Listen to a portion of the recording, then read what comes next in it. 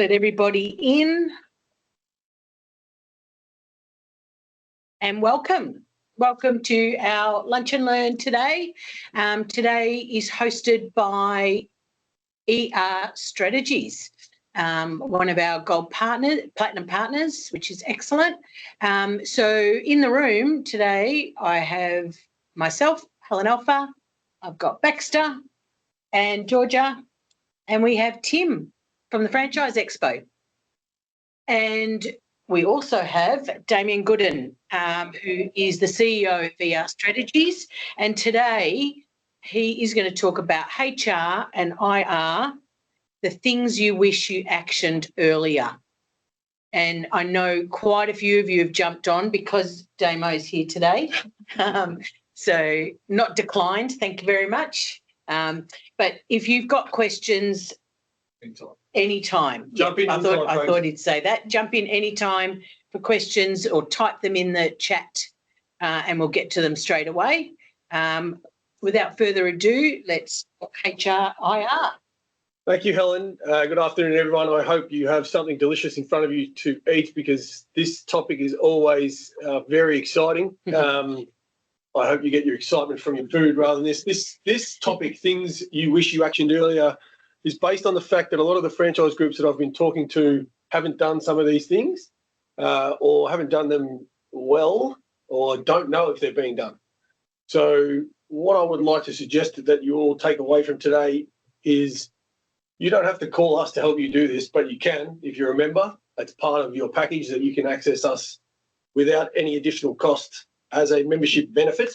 And the phone number will be on the last screen. So you can get advice from us on this for free, specific to you. This is general, but the last slide is most important. Write down that phone number. It's also on the bottom of every email that comes from the FCA.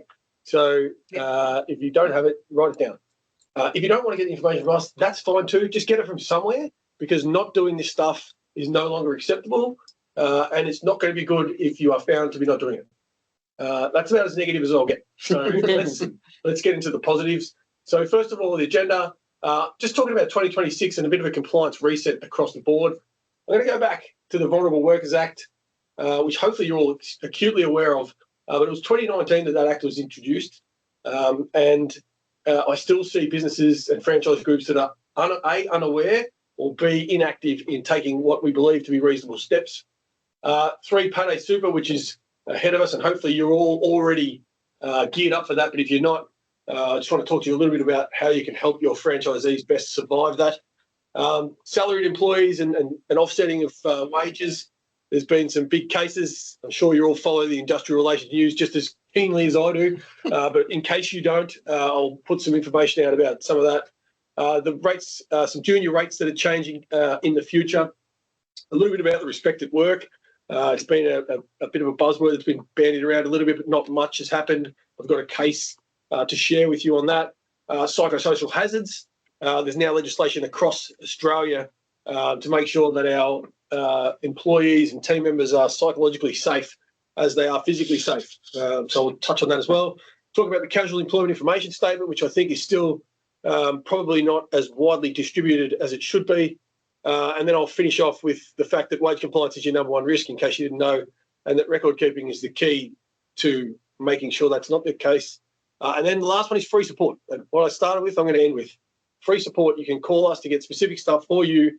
We're not going to do your whole thing for free, obviously, but we will give you some high-level stuff for no additional cost as a membership benefit of you being part of the FCA.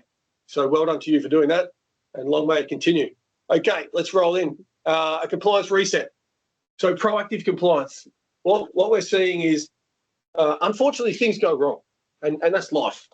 But if you haven't taken proactive steps and you try to scramble after something goes wrong, it is much, much, much more difficult to fix. Now, I'm no home renovator, but I've seen people attempt home renovations and then they have to call the experts in after that. And after the damage has been done, it costs twice as much if you had just got a professional to help you out in the first place. That's the best analogy I can give you. Now, as franchisors, you have a hand in branding, you have a hand in product, you have a hand in pricing, you have a hand in all sorts of different things, local area marketing. Get a hand in your industrial relations and make sure that you're aware of what's going on, because this is a system-wide thing. And No one who ever gets in trouble in franchising, do they ever tell you the location of the store or stores or restaurants where the issue was? It's just the brand. So you as the franchisor are the custodian of that brand. Every one of your franchisees or franchise partners, they are custodians of that brand. And if they stuff it up, they stuff it up for everyone. So don't let it happen. There's some legal and regulatory changes. There's some cases and these things I'll show with you in a minute. And we all understand that all of that has to happen and underpinned by the realities of running a franchise in a complex compliance requirements that come with that. And you still need to have maintain a viable business and make money. Right? Franchisees need to make money. Franchisors need to make money. That's what we're here for. Right?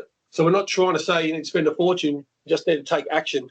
And you'll find if you invest a small amount up front, you're going to save potential large costs at the back end.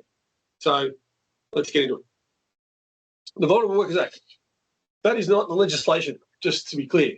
That is the front page of a guide that the Fair Work Ombudsman put out in relation to the legislation.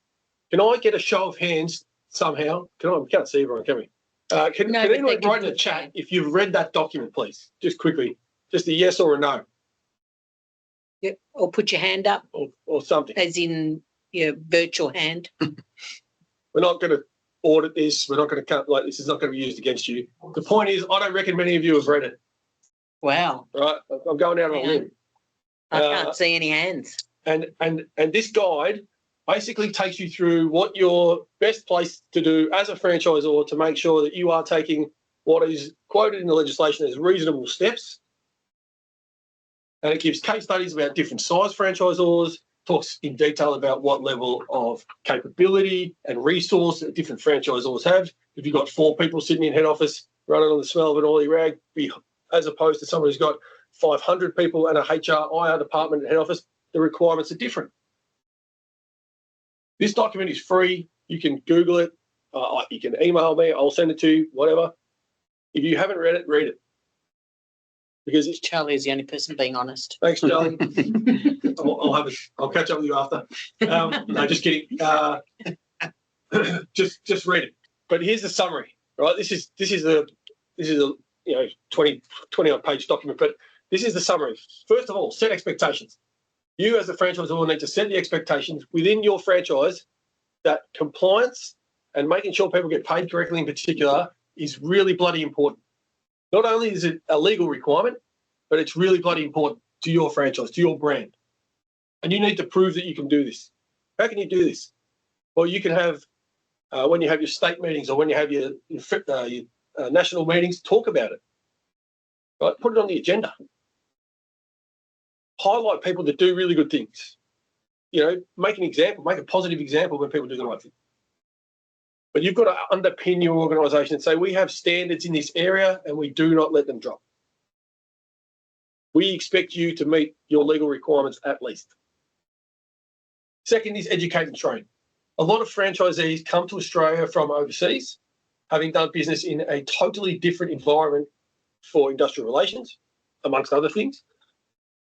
Sometimes people come into franchise groups having never managed people or never run a payroll before.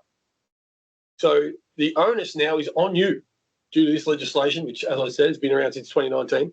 The onus is on you to make sure that they are educated and they are trained and they have the tools and resources available to them, if not given to them by you, but available to them somehow, so that they are best placed to actually meet the requirements that they have.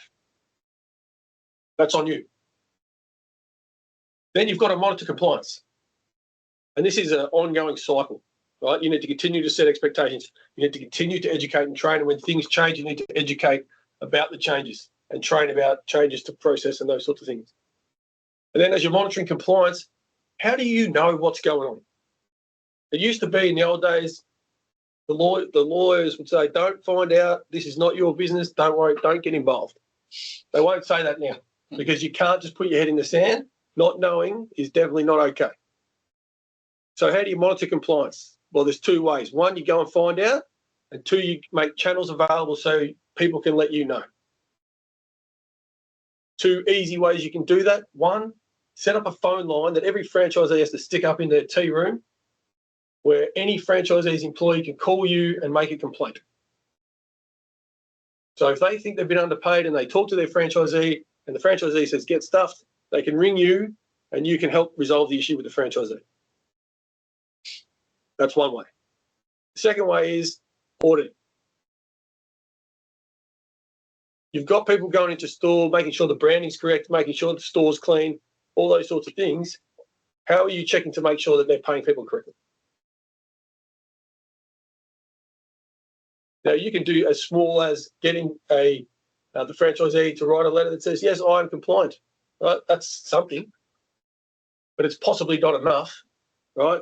You could have some checklists. We want to see some data. We want to see that you're paying super. We want to see people's payroll against the roster and have your franchise managers out doing those checks and doing those things. Or you can go even further and do proper audits, full payroll audits, check everything in the award or enterprise agreement, check all the conditions, check visas, check super, all these sorts of things. So there's a whole range of different things you can do to monitor compliance. But not monitoring compliance is also not okay.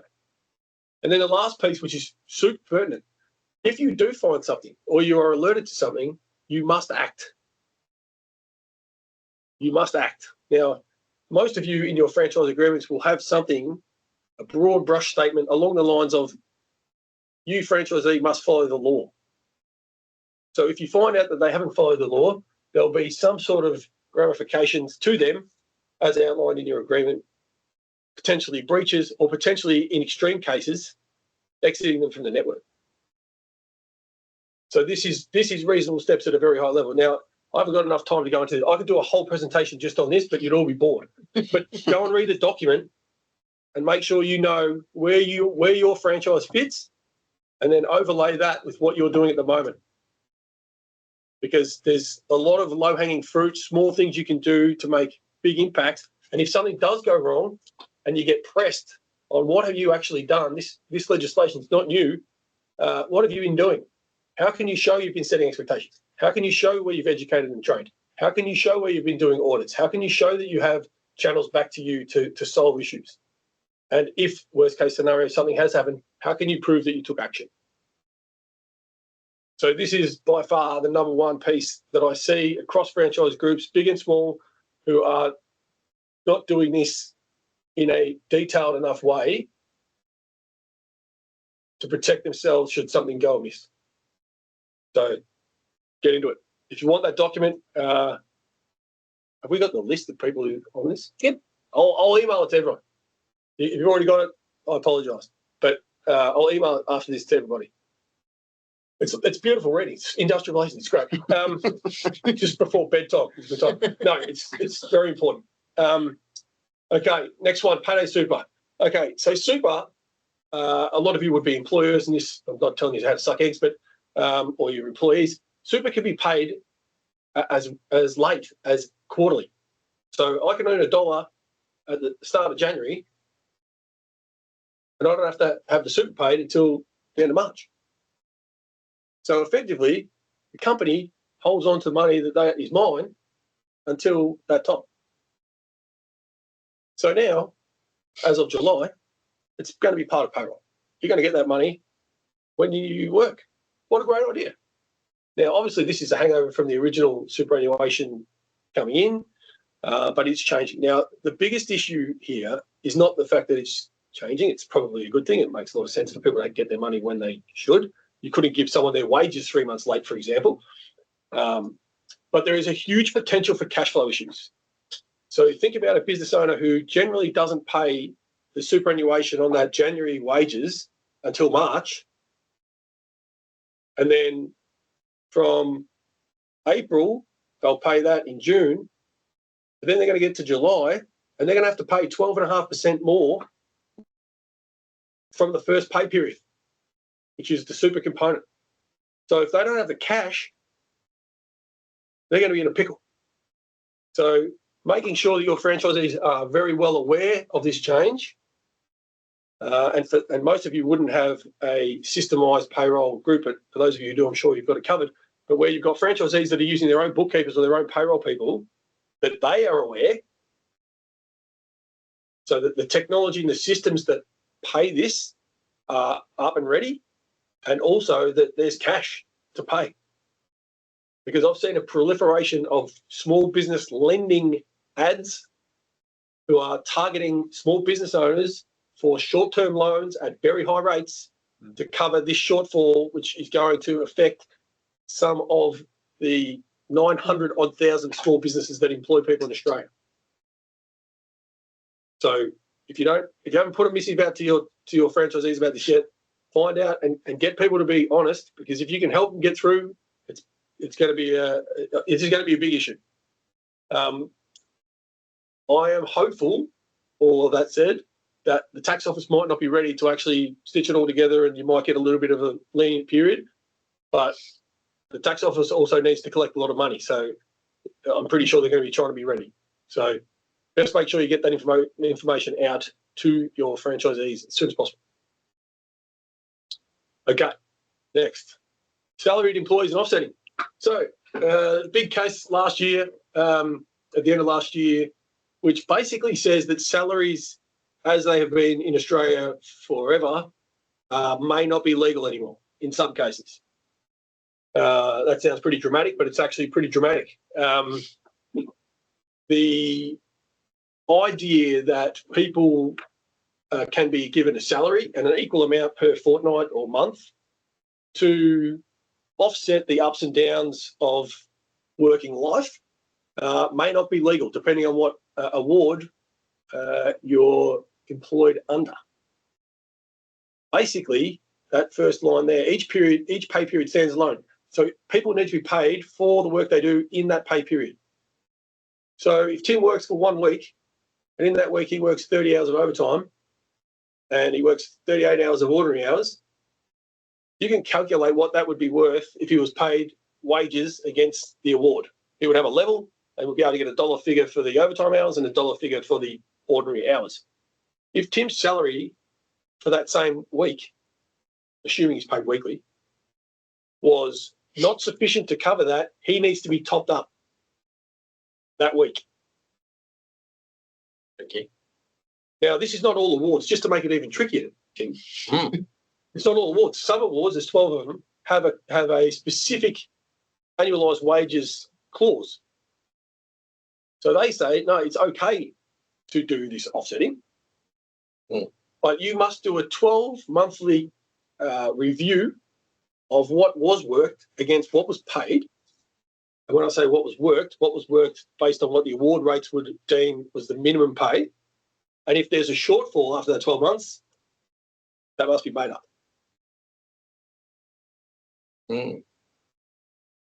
So part of the benefit of having a salary is we don't have to worry about timesheets. We don't have to worry about modifying payroll. It's quite simple. We've got 10 salaried people who get paid the same amount every month or every fortnight or whatever. You need to check now every pay period. Now, obviously, if you're paying weekly, that's 52 times a year. If you pay monthly, it's 12. Again, with the extended time of the pay period, there's more time for the buffer to offset. So a week is a short time. If you have a bad week, maybe if you're in the finance industry, well, they've got it in their award, but don't worry about that. But let's say July or June to July is a hectic period for you. You work a lot of overtime. Every week it would be calculated, whereas if you pay monthly, maybe over the month, it's not too bad. But the number one thing about this is if you don't have the records, you don't know. So I'm basically saying that every worker needs, unless you get paid a mozza, but everyone who's on a salary needs to have timesheets. Because any employee can come back to you and say, I work 2 hours of overtime, like Baxter, I work 2 hours of overtime every week. That'll be the day. for the 3 years that I worked for you after you've sacked me. And then it's up to the business owner to prove that wasn't the case. Oh, golly. Wow. Okay. Wow. So timesheets are imperative. Now, a lot of you are running a lot of highly casualised workforces and you've got time and attendance systems and all that. That's cool. They're less of an issue. It's more salaried employees who might be part of your franchise or business, or salaried employees sitting at the higher end of your franchise businesses making sure that they are being paid correctly. And as I said at the bottom there, it's not about what happened, it's what you can prove. And if you do not have records, you cannot go back and calculate what someone was due, and therefore it's very difficult. You'll have to basically negotiate your way out of it, which can be ugly, particularly for people that have been employed over a long period. So much good news today, folks. Okay. Next one, junior rates. So workers 18 to 20 in retail, fast food and pharmacy are getting a pay rise. There's been much lobbying by many parties, and this decision came out a month or two ago. This will be phased in over time from December this year to 2029. So there's a fair bit of time to get used to it. It's not exactly clear how it's going to be phased in. It may even be that after a certain amount of time working, this rate goes up. So you start at 18 and after 6 months it goes up. It's still not 100%. But basically, our adult wages start at 21, but you're deemed to be an adult at 18. So the pitch from a few of the pro-worker industry associations was that 18-year-olds should be paid as the 21-year-olds are. But I would think about this for your business going forward, your rostering, your wages. If you're trying to reduce or maintain or very closely watching your labour costs, hiring an 18-year-old would now be the same cost as a 21-year-old. And if you've got an 18-year-old that's been in your business for 2 years and a 21-year-old that's been in your business for 5 years, being paid at the same rate, but the 21-year-old potentially has more experience both in the business and in life, well, who are you going to hire? So I think on paper, the lobbyists are like, this is great, workers 18 to 20 have got an increase, but I fear that workers 18 to 20 will no longer be favoured because their rates are the same as a 21-year-old. And if you can have a 21-year-old who's more competent, more experienced, and it's going to cost the same, it might actually backfire a bit. But anyway, from a franchising point of view, think about your rostering and your wages and how your shift costs are going to look, the profile of your assistant managers, etc. in stores. But particularly for fast food and retail, also pharmacy, something to be aware of. Respect at work. Okay, so respect at work is a really broad piece of legislation, but part of it is sexual harassment. And there was a case recently. There hasn't been much activity as far as cases to report. There was a sexual harassment case where the business had not taken the right reasonable steps, I would say, to protect someone in the business, and they were awarded $50,000 in compensation. And part of that award, there's plenty to read about it. If you want to delve into it, you can. You can ask me about it after I email you the very important document. But the focus was on the victim's impact, not the harasser's intent. And this is something we talk about in employee relations and HR all the time. If I make a joke, I might have 4 people here laugh and think it's hilarious. But if Tim thinks it's offensive, that's what it is. And the measurement of my action is not measured at my mouth. It is measured at the listener's ear. And if you are not educating your people across your whole network about this, unfortunately, things happen. Like people, it's not always intentional, right? Oh, I didn't mean it. You know, I didn't know you were insert, joke here.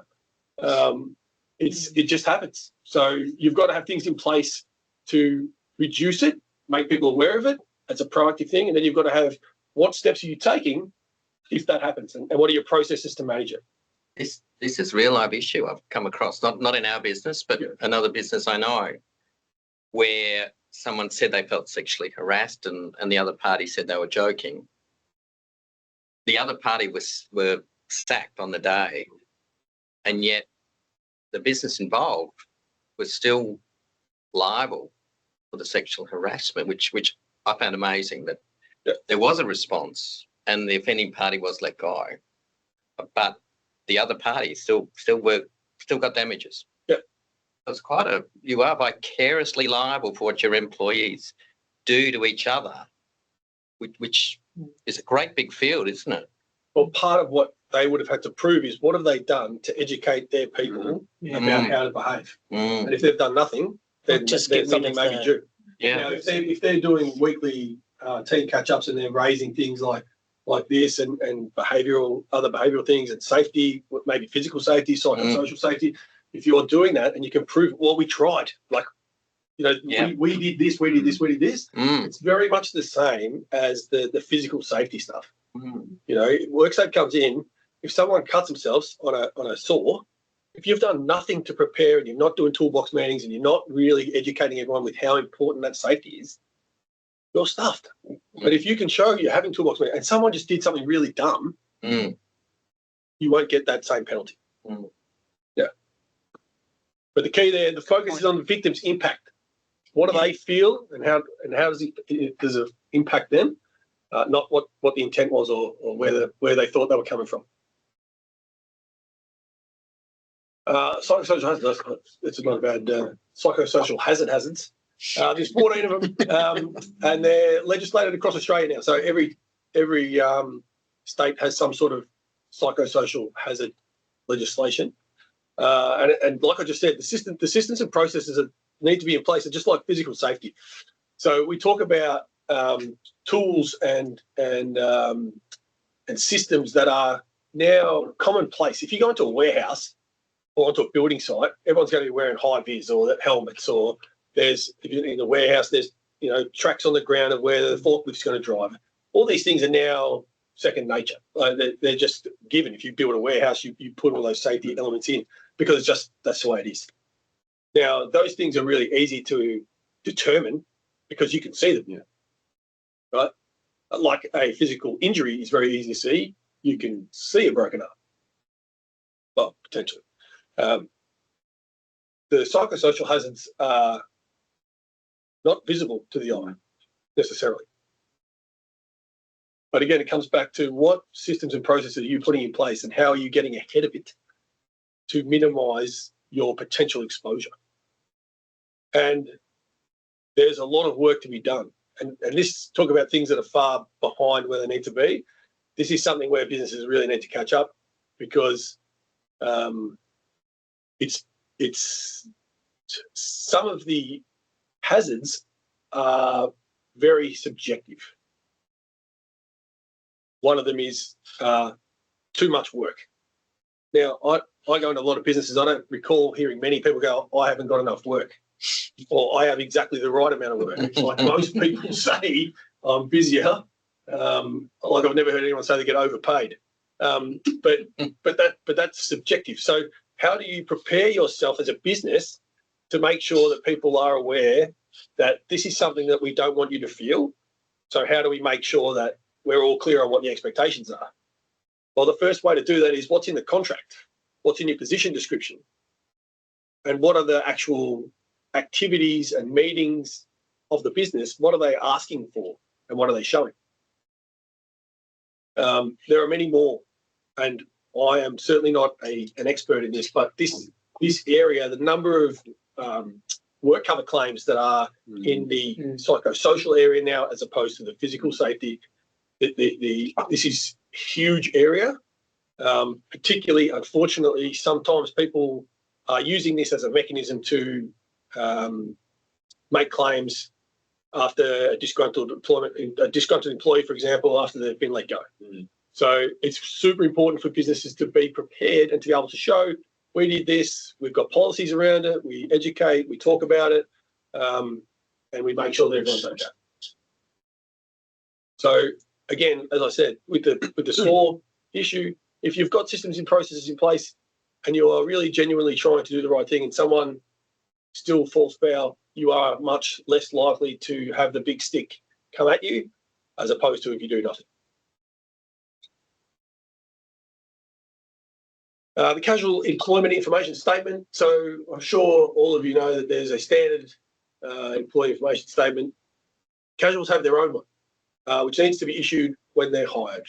Now, a lot of you would have, again, time and attendance systems where when you bring people on, they get documents distributed to them as a part of that. But some of you don't. And so if you are hiring a casual, you must do that. And depending on the business size, you may need to reissue that every 6 months. Smaller businesses, probably 12 months is okay. But you need to do that. And you need to potentially contemplate, as you are doing that, if this casual is continuing to work the same hours, are they actually casual anymore? Or have they fallen into a part-time pattern or even a full-time pattern? And should they be offered a permanent position? So casual conversion is something that comes along with it, but very important. And then also make sure you've got record of it. So either send it in an email, so you've got the email, or write a note saying that you gave it, and got to have a record so that nothing comes back to you later on. I know I bang on about this a fair bit, but HR is not only about what happened, it's also about what you can prove happened. And if you don't take notes at the time, it's really difficult to remember what happened 6 months ago. Even when two people recall something and they don't have the same recollection, neither of them think they're wrong necessarily. Just how you remember it in your mind. If you got a record of it, even better if you send it to the other person, then you've both got a record of it, makes things much less complicated. Okay. Wage compliance is your number one risk. So this is getting to the end of the key stuff, and no one's asked a question yet, so hopefully you will in a minute. But wage compliance is your number one risk. Record keeping is the number one thing. If you do not have a record of what someone worked, you cannot know if they got paid correctly.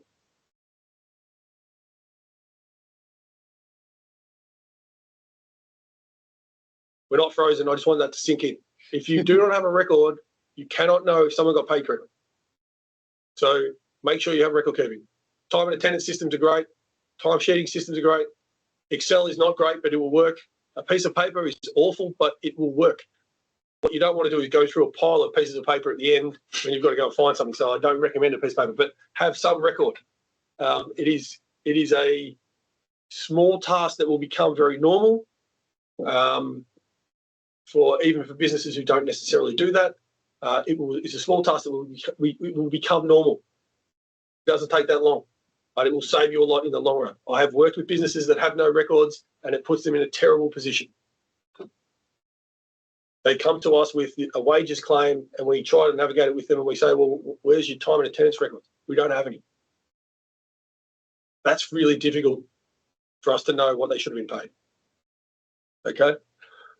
The second bit there is specifically pertaining to the Vulnerable Workers Act and, again, to wage payment.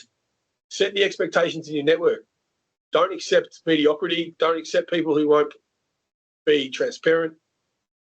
Make sure that you are a brand that cares about the people in the brand.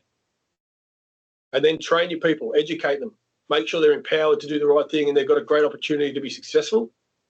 And then regardless of how successful they are, monitor them, inbound and outbound, so you know if they're being successful or not. And if they're not, make sure you act.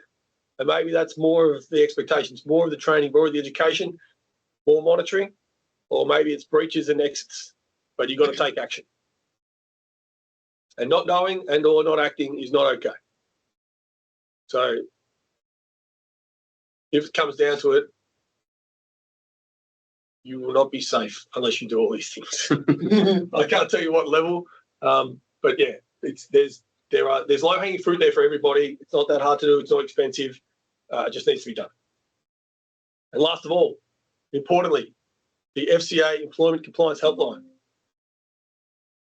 1300 108.6. Want to sing it? I'm trying to think. No, I won't sing it. But yes, take that number down. This is your FCA membership entitles you to some free support. Take this number down. Get your ducks in a row. Go and have a look at what you got, what you're doing already. Get that all together, and then call the team and say, "Hey, I've got this franchise group. This is what I do. This is how many people we got. This is what we currently have in place. This is where I think we might be at risk. We're thinking about doing this, but we don't know what to do, or we're not thinking. We don't know what to do at all." There's no judgment. We're not the police. We're just trying to help. So that's what we're here for. So if we can help you, that would be great. We've been around franchising for a long time. We've seen a lot of good, bad, and ugly, but no judgment. What we see at the end is people that are not worrying about employment compliance when they're trying to go fishing on the weekend, because we help them not have to worry about it. So no one asked a question, which is good, but also not good.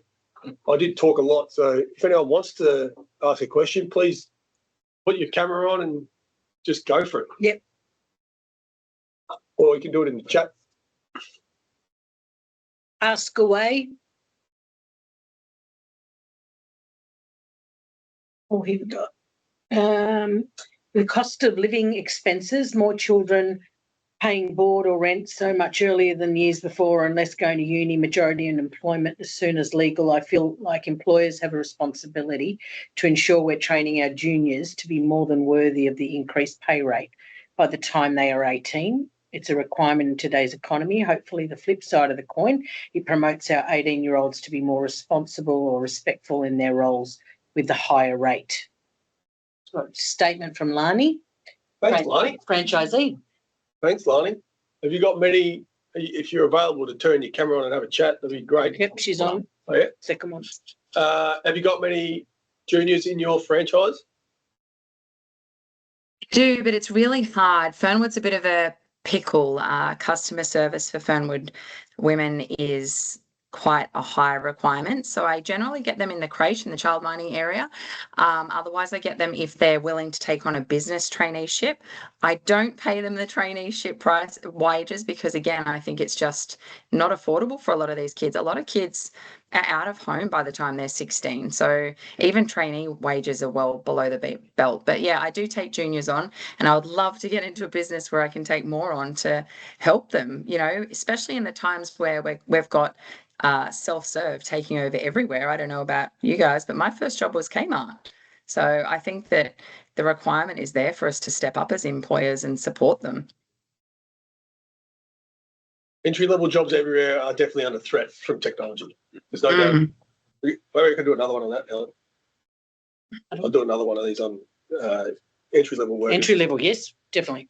Because, yeah, like whether it's an in-store or on-site role or a professional role, there is technology that is nipping at the heels of anyone who has limited experience.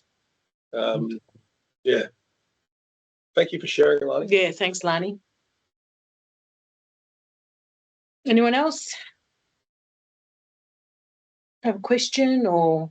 We play a loud noise. Maybe people are asleep. We'll go again if anyone's willing to answer. I've just signed up to Connect Team and at the moment I'm just fitness industry, so it's a whole new pickle of award rates. It's a complicated story, but I can't be alone in this journey. And as far as keeping all of your records, I'm doing Connect Team and paper and computer for other parts of it, and I'd love to hear other people that have nailed their payroll system and what they're using. Good question. That is a good question, Lani. Connect Team. Connect Team's been great because it takes your team off WhatsApp, off Facebook, off all of those things so that when my team go home at night, they can actually have a life. And it means I can post messages or whatever I want to, SOPs or procedures, anything that I want to post, I can post in there and they're not expected to look at it until they next clock on. So I really like that aspect of it. Obviously, there's Paycat or Deputy, but I'd love to hear if there's any others out there that I'm not aware of that are just calculating that whole, you know, your roster, your award wages, doing the work for you, or you're doing this data entry and straight over to Xero or MyOb, depending on what you're using. Lani, we use Tender. A lot of our services I don't think it's as complete as Connect Team, but from a payroll system, and for us within early education, we've got multiple awards, multiple award levels. You know, I think the last update was 32 different award levels. So Tender for us is bang on. Like it's not as integrated as it probably, there's still a little bit of manual stuff, but from when we do wage auditing or when we do compliance checks, we find very few errors. How do you spell that? What did you say it was called? Tanda, T-A-N-D-A, all capitals. Awesome. Yeah. Thanks, Jason. Fun fact, Jason, you know why it's called Tanda? Go for it. Dazzle me. Because it is a time and attendance system.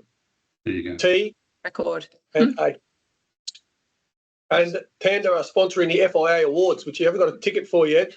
Get along to the FIA Awards. All right. Tanda will be there. Talk about an all-rounder. Don't worry, we do a lot of work with Tanda because we do a lot of payroll auditing, right? So Tanda and Deputy are the two biggest ones for fast food that we see in market by a mile. We've just helped a very large Australian franchise implement Tanda for their group. Connect Team seems to be sort of covering a few different areas, employee engagement as well as your time and attendance and your payroll. So and HR, it captures all your HR. So all of their onboarding, all of their requirements, certifications, everything like that. It's really good at prompting them for what's due or what's coming up, which I love. Yeah. I've never even heard of it before.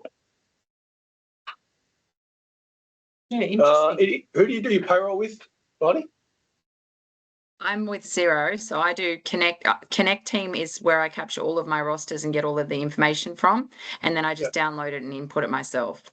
You don't integrate. Have to. You can input direct to Xero or MyOb. I just don't because I'm a control freak. So I like to download it, check it properly 500 times before I upload. Fair enough. I'm that guy. Which is a multi-unit operator. Anyone else? Where's everyone else? Where's your cameras?